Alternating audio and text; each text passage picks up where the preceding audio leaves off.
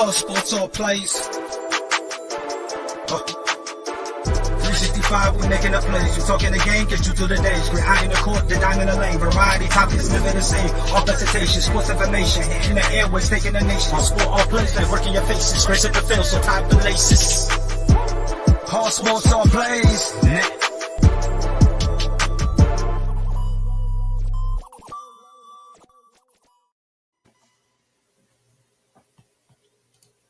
There you go. Ladies and gentlemen, we have a very special interview. It's boy Pride here with Ray, and we have the father of NBA veteran Marvin Williams Jr., the man, the myth, the legend himself, Mr. Marvin Williams Sr. Ray, can you bring him in real quick? How are you doing today, sir? Hey guys, how you guys doing today? We're doing good. Yeah, first and foremost, I know we said it before, but we simply cannot thank you enough. Thank you for coming on. Thank you for being willing to not only answer questions about your book, A Secondary Break, the NBA Story of a Dad, or an NBA Dad Story, I apologize. But also thank you for being able to talk more about it, because, we'll get to that in a minute, in due time. Ray, there was a question you wanted to ask. Feel free, the floor is yours. Yeah, when you talk about your book, The Secondary Break, the question that everybody wants to mind is, if you're a Carolina fan, you know that word, secondary break. Is your book named after that secondary break? Yeah, that's where I got the concept from. It's a twofold concept. One, God gave me a second chance in life going through the things that I went through. And then, I've been a Tar Heel fan since I moved from New York in 1972, which I talk about in the book. And I've always loved Dean Smith and Roy Williams. And when I recently got through coaching a few years back, I've always ran Carolina system, especially secondary break. So, yeah, it definitely came from the Carolina program. That's a good catch. A lot of people don't realize that they don't catch that. Oh, he caught that immediately. He literally caught that immediately. I got to confess, I was born in 1972. Okay. And my mom, I'll tell you an interesting story. My mom passed away just recently in February of this year. And we were going back and reminisce and stuff like that. She always had a blanket for every team in North Carolina, and she always gave it to us when we were early to see which team we were going to pick. My sister was an NC State fan. My uncle was a Wake Forest fan. I had some Duke fans, but I came out to be the Carolina fan because I would not hold anything else but that light blue blanket. Oh, yeah. So when the stories say you're a Tar Heel born, you're a Tar Heel raised, I'm truly that blessed because I was born in Henderson, North Carolina. I went to a lot of Carolina games when I was growing up, especially when Michael Jordan and Carmichael Auditorium at Carolina. So, oh yeah. And I even seen your son play plenty of times, man. That's kind of awesome to have you on the show, and it's been like a dream. Thank you guys for having me. So, thank you. I really appreciate it. Yeah. So we found out the origin of the name of the book, but also I kind of want to go a little deeper. What inspired you to make the book, period? Like what kind of made you even begin? Like what seed was planted for you to end up wanting to write this book? When Marvin was in Seattle, I was stationed in Seattle, and we used to go to his local church. And he had a pastor there that I became friends with when I was about 22 years old. And I stayed friends with him throughout my life and Marvin's life until he passed. So he had, after Marvin got to the NBA, he was telling me, hey, man, you ought to write a book because you have an interest in life and you need to share that with people and try to get people to read it so they'll get inspired to do what you've done.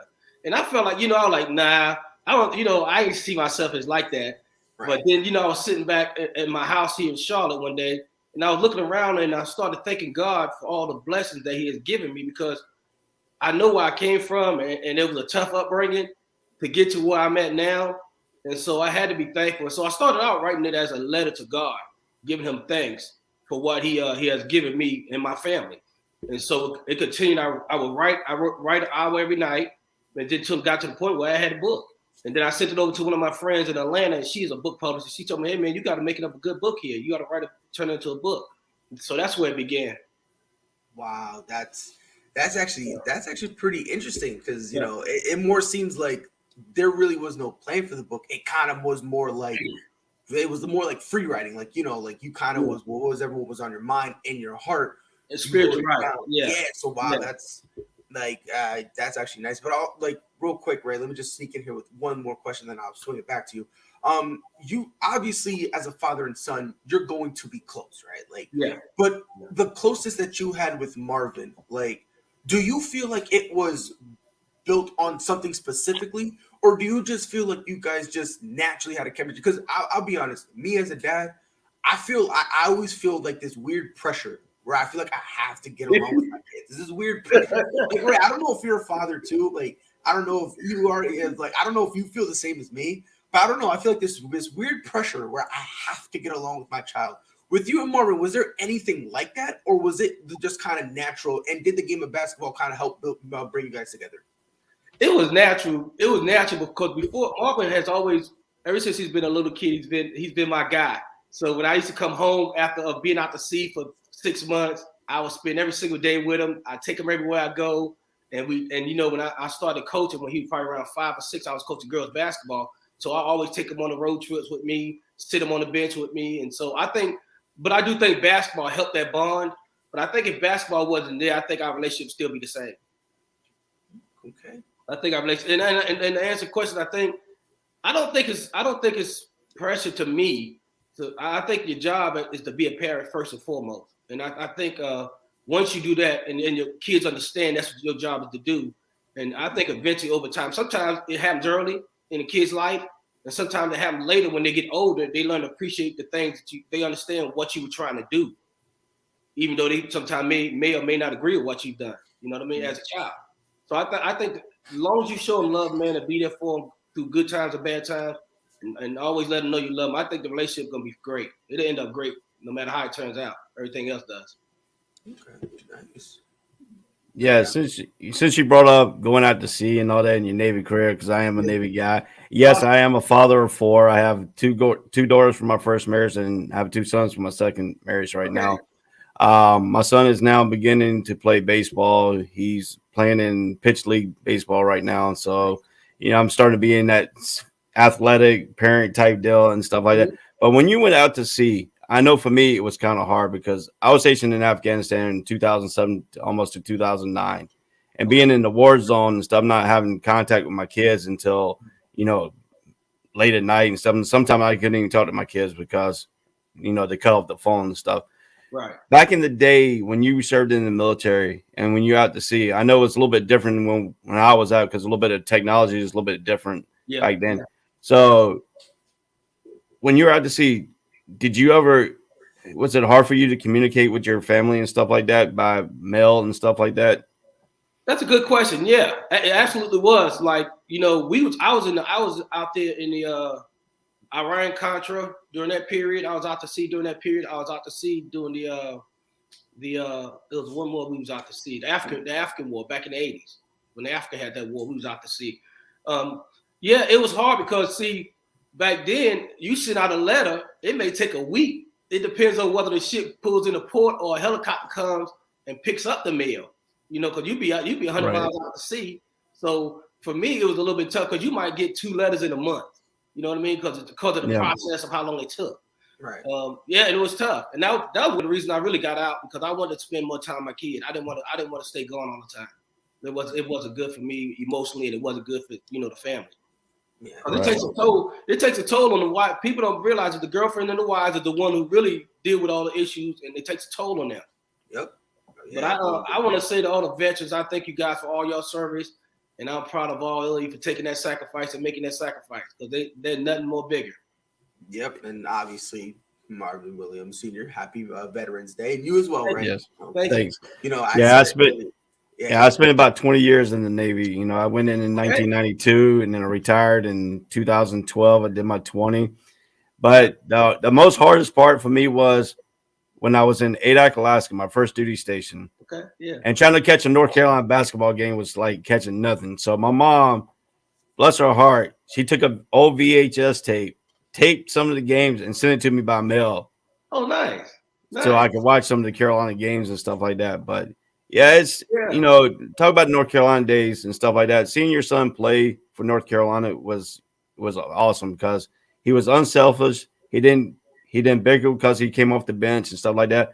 But the one key game was that Duke game. As a father, when you watch that Duke game, when he put that, turn that game around. And I mean, he was very emotional about that. And it was a big day for Carolina because the schools are 8 or 9 miles apart from each other. Right. And when you live in that Tobacco Road area, I mean, Carolina, everybody gets mad because Carolina's got the most fan base there and stuff like that. Let's talk about your perspective of that play at Duke when at Carolina when he changed that game around. At first, when I was watching, I was there, me and his mom and his uncles. We was there, and it looked like it was going to be the end for Carolina. But for some reason, they say God loves Carolina blue. So I think God came through for us. And I think Marvin has always had tenacity to be at the right place at the right time. And so I think that it worked out for him in that situation. I was really excited. It was for me to see him have that success against a team like Duke. It really made me feel good for him because then he could see that he could have success. Right. Yeah. So I just want to retry the name of the book because I failed miserably, and I just want to make sure I say it right at least one time. Secondary Break, an NBA dad story. So while you were writing, obviously you said it kind of was just like a spiritual thing where you felt like it was a letter to God. Is there one chapter or one verse or one part of the book that is your favorite or was the best for you or kind of had, you had like the most inspiration to write? Like basically what's of the entire book? And I know it might be hard to pick, but do you have a favorite part? There's a couple. I'll tell you, there's one where I reminisce about growing up when I left North Carolina and I left New York and I moved to North Carolina.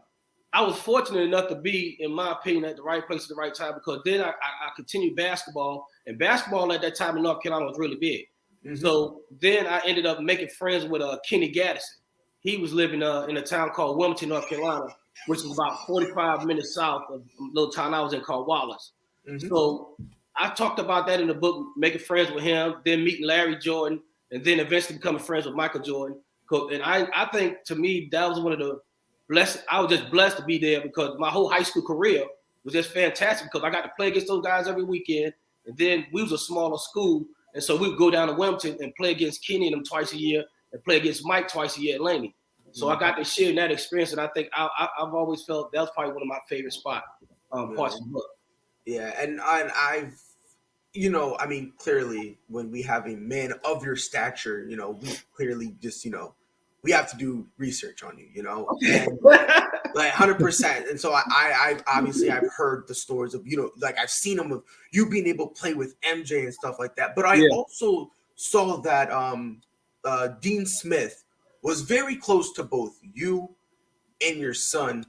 Yeah. With that kind of, how did that relationship kind of come to pass to the point where you guys are extremely close? And do you think that Marvin looked at Dean Smith not just as another man, but perhaps kind of like an uncle or some type of family guy like that? To answer your first question, it came about, it was kind of interesting because, when Mike was in high school, they had the Dean Smith show. And so Roy was the assistant. And so they used to take the show and Roy would drive it down to Wilmington and deliver it to Mike. And then at the same time, Coach Smith was recruiting Kenny Gaddison to play in Carolina behind James Worthy at the time. And so Coach Smith used to come down there and then he would pop in and catch one of my high school games. And so he got to know me that through that way. And then I got out the military, went to community college and played for 2 years in my son's hometown. So I sent him a video and I said, Coach, I want to come play in Carolina. And so he called me up on the phone. He says, Marv, the problem with the Carolina is the system is so complex that there's only been one player, Bob McAdoo, that came in as a 2-year guy and actually was successful. He said, but I'll tell you what I'll do. He said, I'll have my assistant get a hold of you, and I would love to have you on our JV team. And so the coach at the time was Roy Williams, the head coach for the JV team. And so I just decided I wanted to go to Division I level and play. And so I just, I talked to Roy and I just told him, I want to go to Division I and play. And so that also was part of the relationship.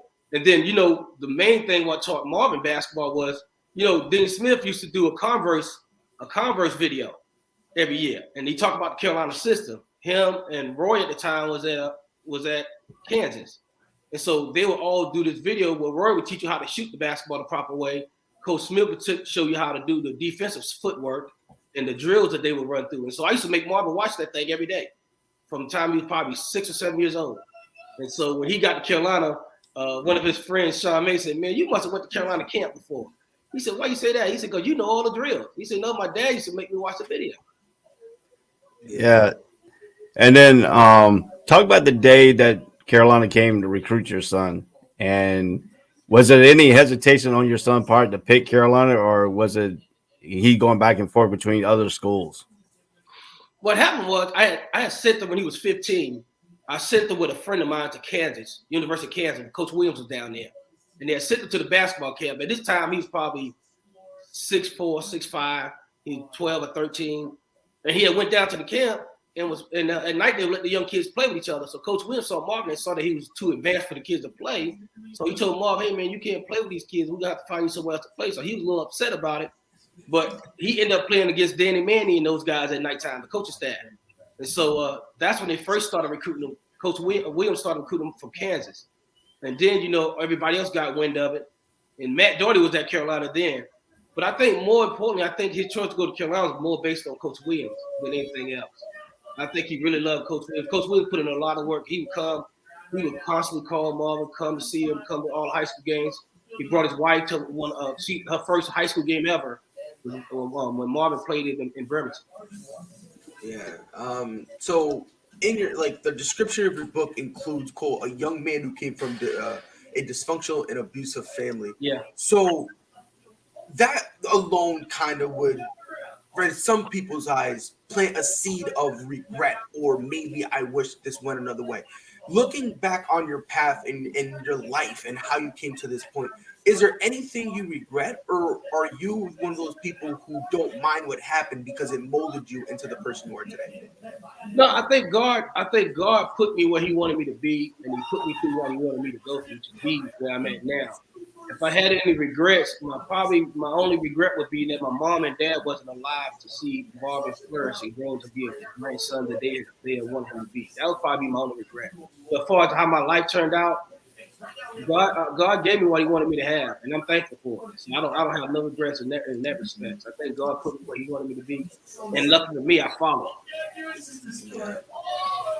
Ray, in terms of his life, do you have any other questions before we start diving into the madness that is the National Basketball Association?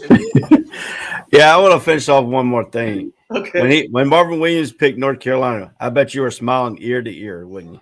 Yeah, I was so, because I wasn't one of those dads. I think a lot of people think that dads like me put pressure on their kids to do what you want to do so that you can live your life through them. And that was far from the truth for me, because I was happy. I was a great basketball player. I accomplished all the things I wanted to do. So when Marvin chose to go to Carolina, I think it was a twofold thing. I think he loved me enough to want to make me happy, but I also think he loved Coach Williams enough that he trusted him that he was going to do all the things he said he was going to do, and he did.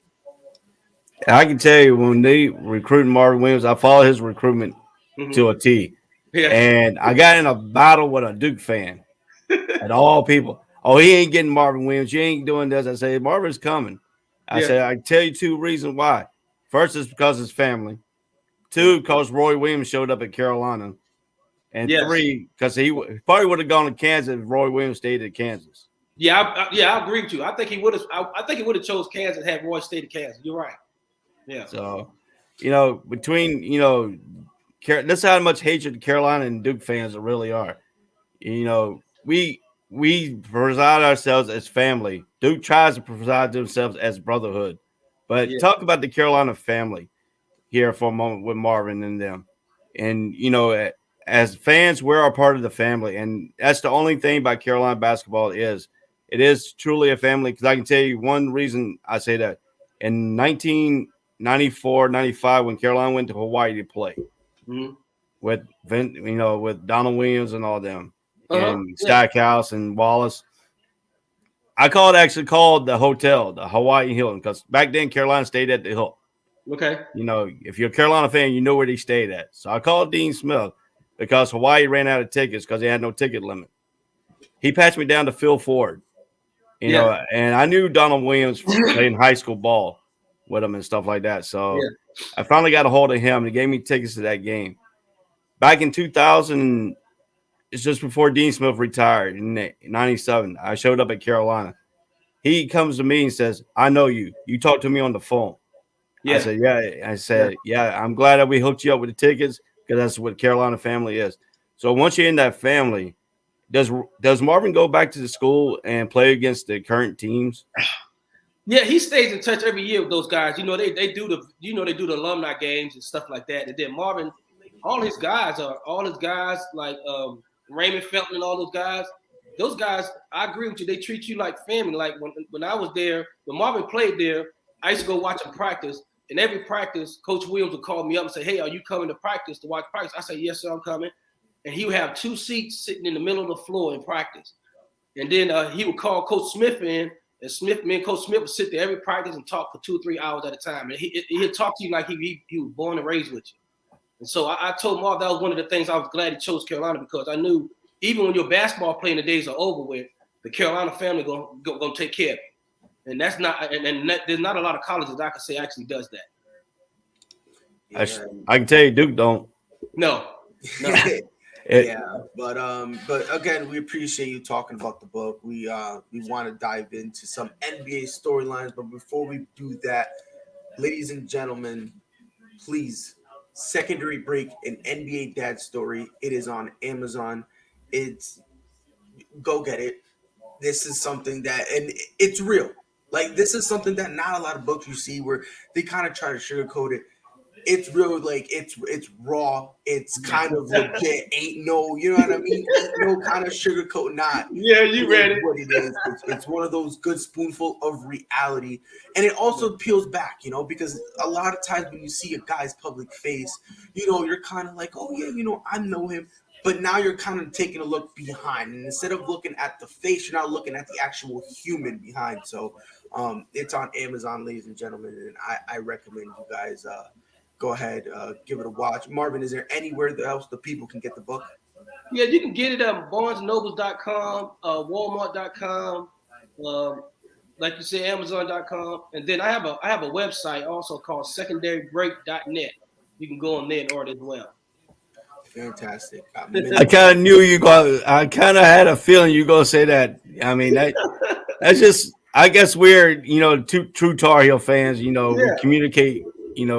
Through because when he said you were coming on, I kind of put 2 to 2 together, and then when I went and looked for your book and it seen the Secondary Break, it just immediately hit me, man. It just and you can also get it on Audible. And and if you want to hear him read it to you, because that's the way I read my books. I like people reading it to me. That's the way I learn from it. Yeah. So I'm probably gonna go get your book from Audible and let you read it to me. Okay. Awesome. So clearly we have a whole bunch of stuff going on in terms of the NBA. One of the biggest stories we have is the whole thing about Russell Westbrook and the Los Angeles Lakers, wondering if he will fit. And here is the question. I'm not even going to ask you, will he fit? No, I don't want to take that route. You are Frank Vogel. How do you make Russell Westbrook fit in this offense to the point where it can run successfully and there being no tension? I'm going to give you the impossible to do. So you're going to have to make Russ fit and no drama, no nothing like that. Mr. Marvin Williams Sr., how do you make it work? To me, sometimes I think these guys in the NBA aren't told what their roles are. I think the teams that are successful, like when Detroit was winning, when Chicago was winning, those coaches sat down with those guys and had a heart-to-heart and explained, hey, this is what I'm bringing you here for. This is going to be your role. Whereas I know Carmelo, he already knew that was his role to come off the bench, so he accepted that. I think what they need to do to make it work for Westbrook is you have 2 issues here, because you have LeBron, who's a ball-dominant guy, and then you got Westbrook, who's a ball-dominant guy. But I think LeBron would be willing to have the ball less in his hands as long as Westbrook make good basketball decisions. I think if there become an issue and conflict with those guys, it's because of the decision Westbrook made. It's not going to be because of the fact that they're not trying to fit him in. I think he's a very good third option for them. But I think over time, once him and LeBron and those guys get on the same page and start understanding what their goals are, I think he'll fit in. As long as you make it clear to him he's that third option, I think he'll be fine. Yeah, and hopefully he does become, hopefully he says that, because it's hard to tell him, man, because he's so emotional. He's so emotional, so you don't know what guy gonna show up and what game. and not only that, I mean, how could he tell the dude who? And again, I'm under the thought that they should tell him, but at the same time, this is a dude who's averaged triple doubles. What I believe 4 in the last 5 years. He's got an MVP. He's kind of made his name on this. So honestly, it's going to be very difficult to be able to do that. Ray, look like you wanted to say something. Yeah, when all these superstars on one team, do you think it's just why you really don't need, because if you look at the Chicago Bulls, they really didn't have too many superstars. They had Michael Jordan, Scottie Pippen, they had Dennis Rodman, they had 3. But with this team, the Lakers, you got Russell Westbrook, a superstar. You got LeBron James, one of the greatest players in his era. Not taking away from Michael Jordan's era, but I don't look at great players as a whole. I look at my eras as the eras present the great players. Right. And that's what most people don't understand the way I do mine. And with this many superstars on one team, do you think it's harder to get a good chemistry than when you only have like a few? I think it is, but I also think it's all about, that's when it comes down to the coach and his philosophy. As a coach, as a head coach, you have to find a way to get inside these guys' head to make them understand what the ultimate goal is. Yeah, they talk about, the ultimate goal is to win a championship, but you don't talk about, like, a good example, Phil Jackson. Phil Jackson has coached some great guys, and he's had some teams where he has superstars, but he's approached the game with them guys from a psychological standpoint.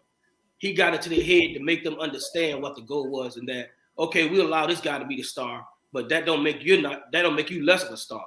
You still have a major role in us winning. And I think with the Detroit Pistons, their coach, he did a great job when he had Isaiah and all those guys. He had a roster full of superstars.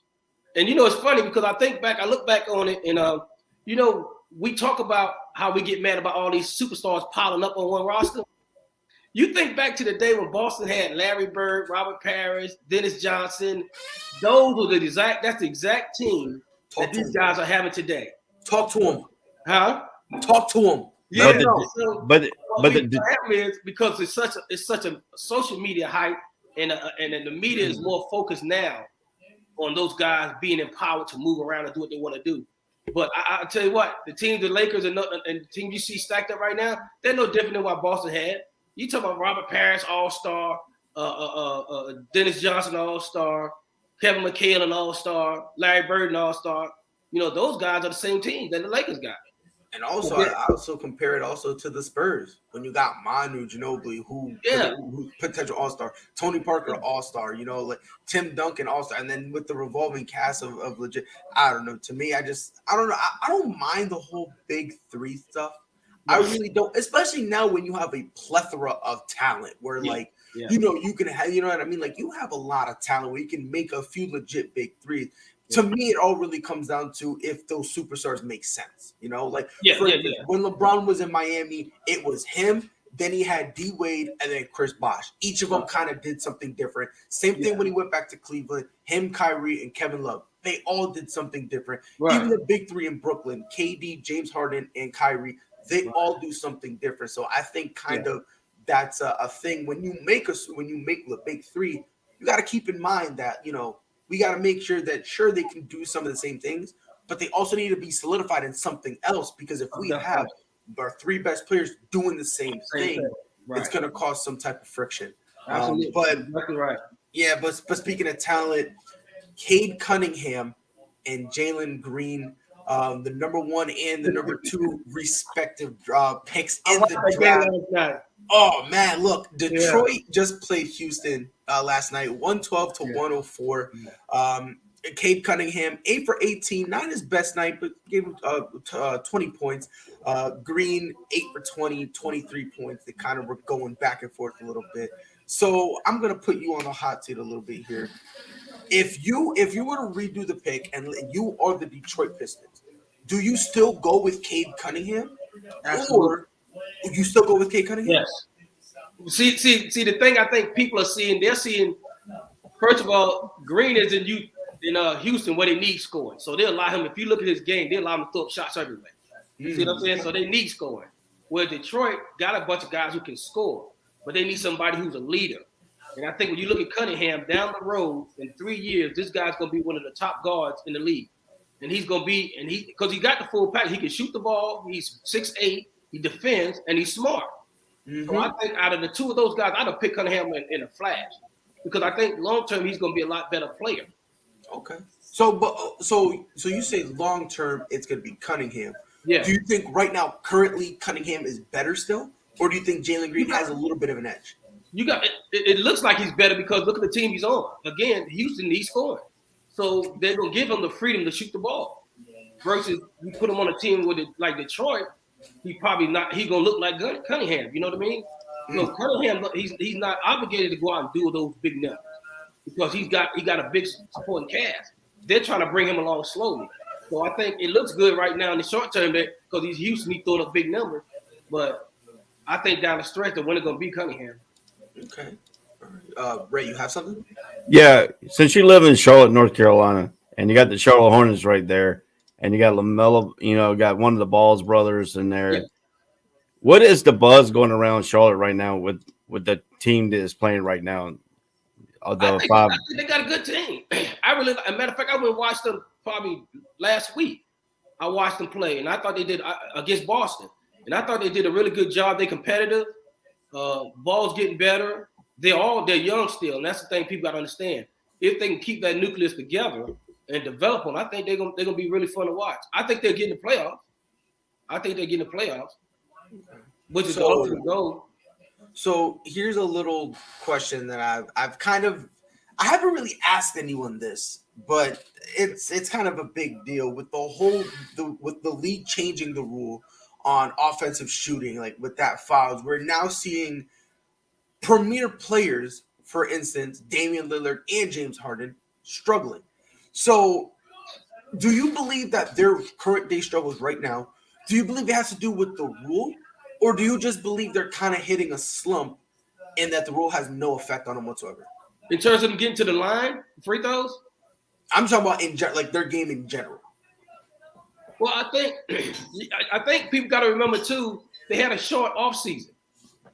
So you got to remember that they had a short offseason. So for them to come back and people expect them to continue that high level play all the time versus what they had 3 or 4 months off. Now they had a month and a half off.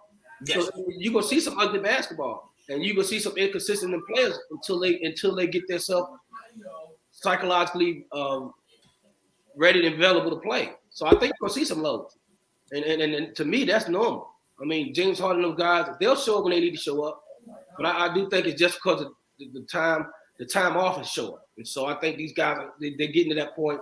They'll hit that point where they're burned out a little bit. Yeah. Okay.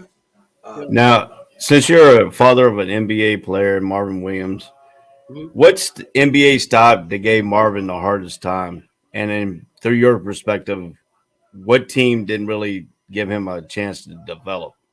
The Atlanta Hawks. Woodson was one of the worst coaches, and I see it on that TV. Woodson was one of the worst coaches my son ever had. I think my son's career would have been a whole lot better had he not been there. Yeah, and the fact that you say it with authority too, you're like, I said what I said and I meant it. Yeah. Ooh. Woodson was my son's biggest problem. Yeah, I kind of figured that once you see him play and they weren't utilizing him correctly, they didn't develop him correctly. And as his NBA career goes on, and then when he went to Charlotte and we gave him that monster 3-point threat and stuff like that, I think he played a little bit better. In the NBA, I think his career a little bit took off right there in Charlotte. Because that coach knew how to coach him. Coach knew how to coach him. That coach in Charlotte knew how to coach him, and he understood how to utilize him. And he utilized his skills. Whereas Woodson was all about, getting wins and keeping his job. That's what Woodson was about. Right. Sometimes that doesn't work. Another question I have.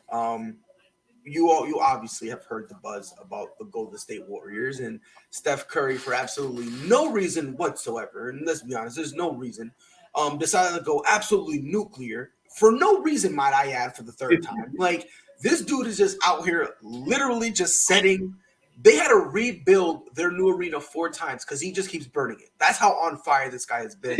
So when Clay comes back, is this Golden State Warrior team a legitimate threat in the West, or do you think they're just going to be a decent, solid team that'll make the playoffs but really won't make too much noise?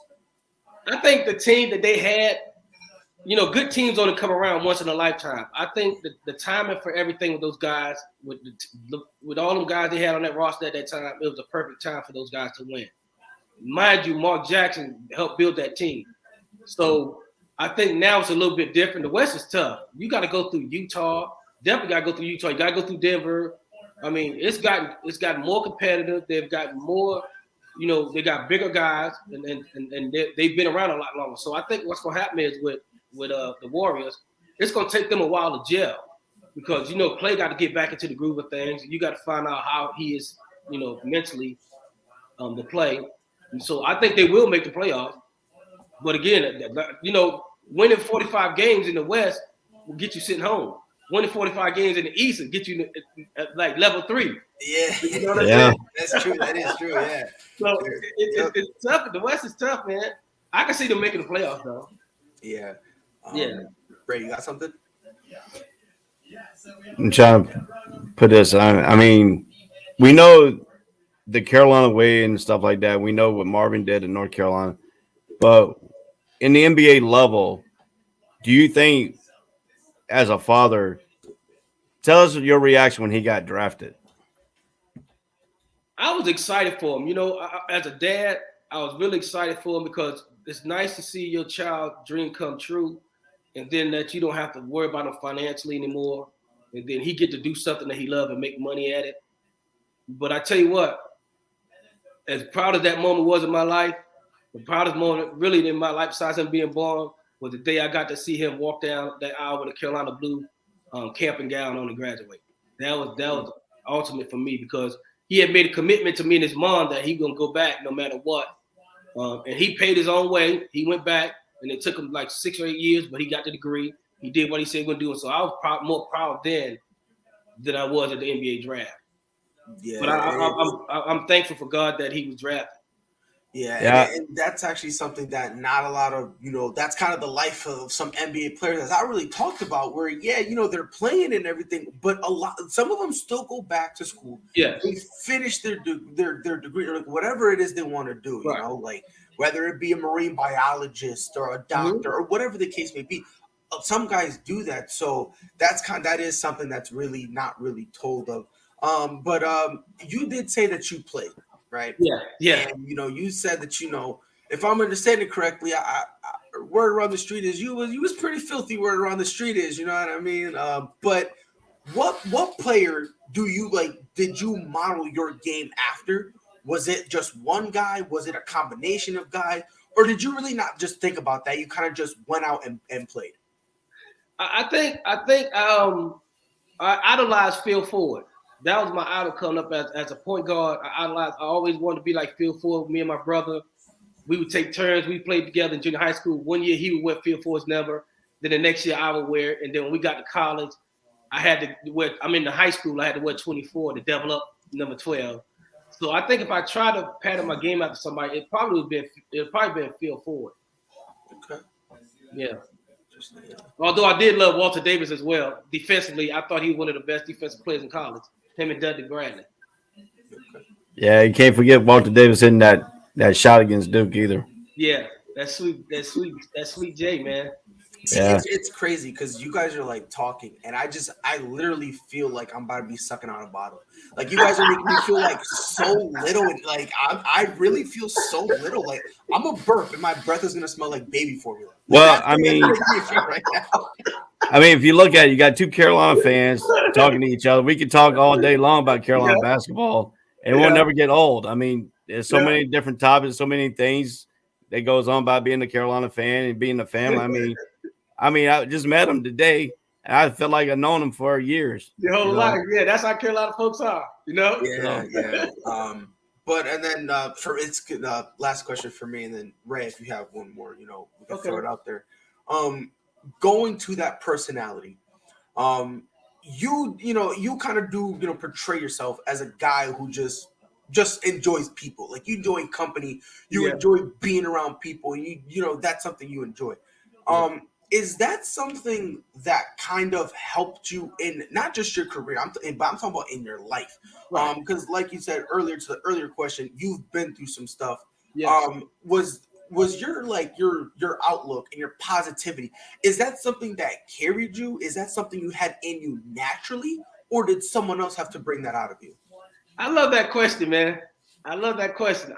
It's always been my attitude is even today. I always try to find the best. When I wake up in the morning, I give God thanks. And then I always, even when I was younger as a kid, I always try to find the best things in life and focus on that. And then if bad things happen along the way, I still believe. You know what I mean? I still believe the good things can happen. And so I've always done that my whole life. No matter how bad situations get, there's always going to be you just got to keep your mind focused on the positive and it'll turn out right. And then have faith in God and it'll turn out right. So I think my attitude is what really helped me get through life. Yeah, being positive and not believe. And when it's funny that you say this because when I was coming up playing, I used to have some of these guys who I thought were my friends. I used to be around them every day. They used to talk so much smack to me, man, tell me, "Oh, you trying to chase a pipe dream, and you're never gonna make it to the NBA, and none of that, all that stuff." And I just never let. I was like a turtle. I never let it bother me. What I thought was all that mattered. Yeah, that's actually something that's actually pretty, it would be pretty helpful, that whole turtle thing. Because listen, there's gonna be people who's gonna say stuff, you know what I mean? Like, look, man, I had a lot of people tell me I'm ugly, but guess what? I somehow stumbled my way into a fiance and 2 kids, so I must have done something right. So trust me, so that whole turtle thing, trust me, I'm with you there. So somebody was wrong, right? Yeah. Listen, man, they avoided. They were like, "You're ugly." I was like, "You right." But guess what? I still got the prize, so I don't want to hear nothing from nobody. Go ahead, Ray. All right, let's talk about military styles, right? I know when I went in the military, I was a wild kid. Military shaped my life a little bit and got me a little bit. And my mom reinforced that upbringing and then the Southern style I was brought into and stuff like that. Now, when you were in the military helped you structure your life a little bit better to which you are now? You know what? It's funny. It's funny because when I went to boot camp in 1983, back then the COs were allowed to punch you and beat you up and do all kinds of things to you because once you got on that base, you were theirs. So they would beat you up and stuff. And they would cuss you out, see all kinds of crazy stuff to you. Because I went through all the stuff I went through as a child with my parents doing all that crazy stuff, it never affected me when I went through. I seen guys, man, go to boot camp back in the 80s and just thought they were the toughest thing on that bus. When they got in that boot camp and got drilled, them dudes were the first one to break down and cry. And I would just sit there and smile. And my CEO said, "Well, why are you smiling for?" I was like, "This stuff don't even faze me. I've been through worse." You know what I mean? And so I think it helped me, but I give credit to the military because it helped me realize especially after going through boot camp. Once I went through boot camp, I realized I could do anything. Because to me, that was one of the toughest parts of my life as a young man. And even when I couldn't, in the book, I talk about I couldn't swim. But I had to learn how to float in order to continue boot camp. And they gave me 4 tries. And so at my last day of trying, I said to myself, either I'm going back home in a box or I'm going to succeed. And so I jumped in that water with that mindset. And I only supposed to stay there for 2 minutes. I stayed and they had to come get me out of the water. I stayed there for 5 minutes because I was so afraid of going back home with failure. And I knew that wasn't an option for me. Yeah, and again, like that really comes down to like this, like you said, like a lot of the stuff you kind of were mentally prepared for. You know what I mean? Like you said, we're out here punching people, and you're like, bro, that was my alarm clock. What are we talking about? You know what I mean? So it's nice that you're able to ignore that stuff and then put more mental focus on the stuff you couldn't do. Which ended up helping you a lot. Ray, you have anything else? Yeah. Now you mentioned boot camp. Let me tell you this: I had a 4'11" company commander, female company commander down in Orlando. She was a former Marine, and she didn't care how tall you were. She'll get on a picnic table, bring you over, take this pen, put it behind your ear. She did that to me. Well, my dad used to do that all the time, so I had no feelings for it. Yeah. She's like, "You're the first guy that didn't cry about it and all like that." But then when the biggest thing is when they took people over to cut their hair. Yeah, people had these long hairs and stuff. They started crying. I'm looking. I'm like, my dad always cut my hair short, kept me in crew cuts and stuff like that. Never let my hair grow a certain point because he fought in World War II. So he was an Army guy. He says, "Yeah, your hair can't be this tall. he even took his driver's license and put it up on my head and make sure it ain't going past the driver's license. Yeah. And stuff like that. And so, as you saying, that's funny as you saying your parents bring you up. She's like trying to do everything. And my mom came down for our graduation. My mom asked him how good was it. She said, I couldn't break this guy. This guy was always laughing. Yeah. So my nickname was Gomer Powell.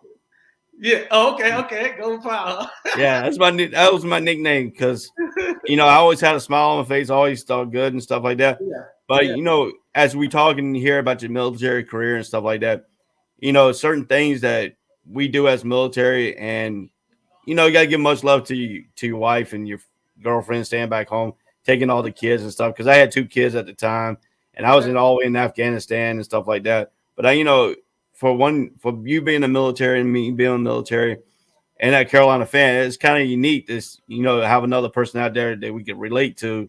And and reading your stories, a little bit of your story and stuff like that, I could relate to some of the stuff that happens because my dad used to beat me.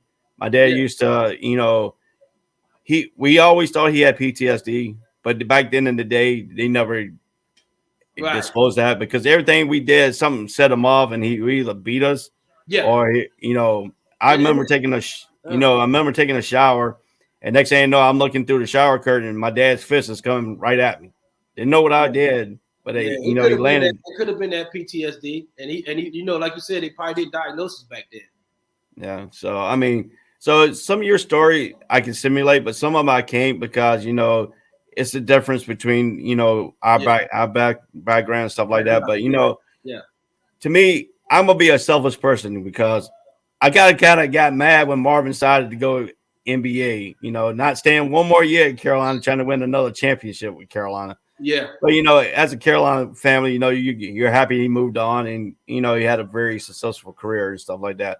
But I always wanted to do it, and I told Freddie, as our president here at All Place All Sport Network, now always send an Olive Garden out if you ever want to come on one of our shows to talk basketball. But I would love to interview you and Marvin Williams at the same time. Your son. Okay. I talked to him about that. I definitely talked to him about that. But I want to comment on it. You said that a lot of people, when Marvin left, we caught a lot of flack for him leaving early.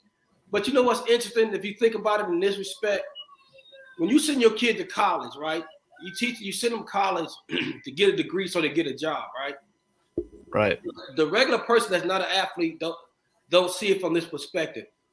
If your child is good enough after 2 years in college, and Microsoft comes to him and says, "Hey man, you're a great code writer. We really could use you at Microsoft. How about you come work for us, and then we can get you back into college later. We'll pay you X, Y, and Z." Now, would you tell your child not to go take that job? When the ultimate goal at the end of the day is for him or her to get a job, correct? Right. But as a fan though, we get kind of jealous because we get spoiled, like that. Yeah. But if you look at Carolina basketball through the 80s, just think about teams that they had players that come in. That one team that had Vince Carter and all them coming in, Stackhouse. If Wallace Stackhouse would have stayed, look at all those championships Carolina could have won. Yeah. So, but you got to be happy for the kids. I know you were happy when he went into the NBA, got picked up and stuff like that. I can understand. I understand both aspects because I was an athlete in high school. I lost all my scholarship because I got injured so bad, and I couldn't play no more. So I decided to go in the military. Okay. So, but I played football. So I played against Rodney Rogers. Oh, nice. Yeah, I know who Rodgers is. I played against him at Durham Hillside. He played at Durham Hillside. I played at Advanced Senior High School. And we always played them tough in basketball and football. And it was funny. And go back to now, he got hurt in my hometown. He had that four-wheeler accident. He's paralyzed from the neck down. Yeah. The four-wheeler actually landed on top of him. I tried to tell him not to go in that gutter. He said, "Yeah, we're gonna go jump this big thing." I said, "Don't do that because you're gonna end up messing up because the dirt is not very sturdy." But to me, when you see an athlete has so much potential and then have some kind of injury or some kind of stuff like that to take him out, but Marvin, man, he had a good long NBA career. Yeah, God is blessed. God has blessed him, man. He's done everything that he was capable of doing while he was in. And I'm thankful. I'm thankful he just got the opportunity to experience it. So yeah, he had a great career. But I love him more as a son, as a human being. He's such a nice, caring person. He don't care who you are. He's always giving, and I love that about him. Yeah. Ray, anything else? Or yeah, I got one more. Okay. Now, is it true? Because I know I've been hearing about other NBA players that come out of Carolina, and everybody's envy of Carolina players because they talk about how Carolina's a family and stuff like that. Yeah. Did Marvin Williams get any of that treatment in the locker room? Do you know about him being in Carolina and everybody, coming up and asking him how the Carolina family is? Yeah, that's one of the issues Woodson had with Marvin. Woodson didn't like Marvin because he felt like Marvin was coddled at Carolina, which he wasn't. He said that to Marvin several times while he was coaching him, that you've been coddled at Carolina. And that definitely wasn't true. I know that for a fact. Roy was tough on them kids back then because he had the pressure on him to win a championship, and he wanted to win. He had his expectations; they were high. And so I don't think none of those kids during that time with Roy was ever coddled. Now, when Marvin played at Carolina, did that pressure come on the players too? Because with the prestige of Carolina, you got to win championships, or you're not this and that. But I don't look at it that way. I look at Carolina as a family. I look at it as basketball tradition and stuff like that.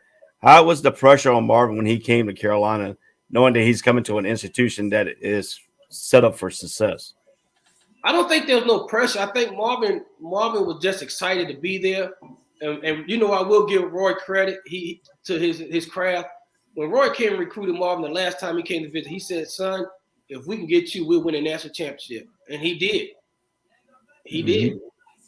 Yeah. I was happy when he came, and especially that Duke fan that me and him got in a battle when I took a picture of him on the Smith floor with the jersey and stuff like that. But I mean, now with Marvin going to the NBA and messing with these Duke, how's the? Let me put it this way. Duke is 8 miles away, 10 miles down. So they're going to see each other down in the streets and stuff like, in places and stuff like that. Has Marvin interacted with any of the Duke players when he was at Carolina?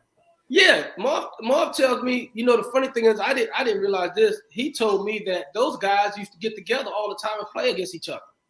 They would come over to Carolina at the gym and play. They go over to Duke and play. And I have to tell you this. I have a confession. One of my favorite players at Duke was, Shelton Williams when he played with Marvin in Atlanta. Shelton Williams was one of my favorite. He's one of the nicest guys. And Chris Duhon's mom lives right down a couple of houses down from me here in where I live at. And so me and her get along very well. She's a wonderful person. Because I knew the extent of Duke players and Carolina players playing each other and stuff like that. I knew they had some friends, but when it comes to fans. There's no love and loss in the Duke and Carolina boys. No, there isn't. So. Yeah, well, excuse me. Marvin, sir, we appreciate you spending some time with us. We appreciate you being very forthcoming too, because we've had some solid questions, and you're honest. You were honest. You know what I mean? I'm gonna tell you this right now. Next time I'm having any type of issue, I'm going to you. You ain't gonna sugarcoat it, yo. You gonna tell me how it is. You gonna rip that Band-Aid off, whether I like it or not. No water, no nothing. You're not gonna tell me to go get it wet to get the adhesive off. Nah, you ripping it off. So we appreciate you spending some time with us. I thank you guys so much, man. I really do.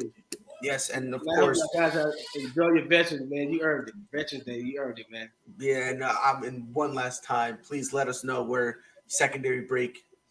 Let us know where we can find it. You can get it at Amazon.com. Walmart.com, BarnesandNoble.com, and you can get it like Ray said, in Audible. It's an Audible too as well on Amazon.com. And if you want Marvin to read it to you, that'd be the best thing to do, Yeah. So, but yeah, another thing too before we go, I live in Jacksonville, Florida now. We have a Carolina club down here called the Jacksonville Carolina Club. So now I could take this back and say, hey, I interviewed Marvin Williams. I'll probably be like the talk of the town, now down there in the Carolina club area. Nice. I used to stop in Jacksonville on my way down to Miami. I used to drive down to Miami. I used to stop in Jacksonville, that Marriott they have right there. Right. Yeah. See, I don't know how you can do it because I'm from South Carolina, and last week I was in Florida. I had to drive to Kissimmee. Yo, 2 hours into there, I wanted to quit. I wanted to quit. Hey, look, I break it up, brother. I do a vacation. People used to get mad at me. I drive 5 hours and stay at a hotel overnight. and then drive the rest of the way. I wasn't doing no straight shot. Yeah, nah, my fiance, she wanted to do a straight shot. You know, I have no say in it whatsoever. So well, all right, go ahead. You know, y'all talking about these 2, 3, 4 hour drive. I leave here in Florida and go to my hometown. It's 7-hour drive. Oh yeah. And I'm telling you, it's almost a 3-hour drive through South Carolina. It's 2 hours through Georgia, and it's almost 3 hours through going on 95 all the way up to Raleigh. Then it got to go through NC State territory. Then cut back over this. I skip Duke. I don't go through Durham. You know, I got to go through NC State, you know, to get to my hometown. But you know, I live 45 minutes from Chapel Hill. I live 35 minutes from Raleigh, and I live 35 minutes from Durham. So I had to go through Durham to get to Chapel Hill. Oh yeah, go. And I got to go past that sign that says Duke, turn here. Yeah. So one day we went as kids, you know, growing up. One day we went to past that. We stopped and spray painted it, put UNC over top of the Duke, so we wouldn't have to see that. That's what Chew taught him would do. Yeah. So, obviously, we appreciate you and understand something. You're welcome here anytime. Thank you, guys. I really appreciate that, man. You're welcome here anytime. If you want to get into an argument, just let us know. Okay. President Freddie, he'll argue with you about anything. Okay. So if you want to talk any sports, whether it's football, whether it's basketball, baseball, college, whatever. Okay. Let us know. We'll be more than happy to have you on the show. And look, I'm just because of how honest you are, I'm just going to defend you even if you're wrong. You can tell me the sky's orange, and I'm going to agree with you. I'm looking up, it's blue. I'm with you. I appreciate that. Thank you, man. I appreciate you guys. Yes, sir. But tell your president thank you for having me on. And of course, I really appreciate that.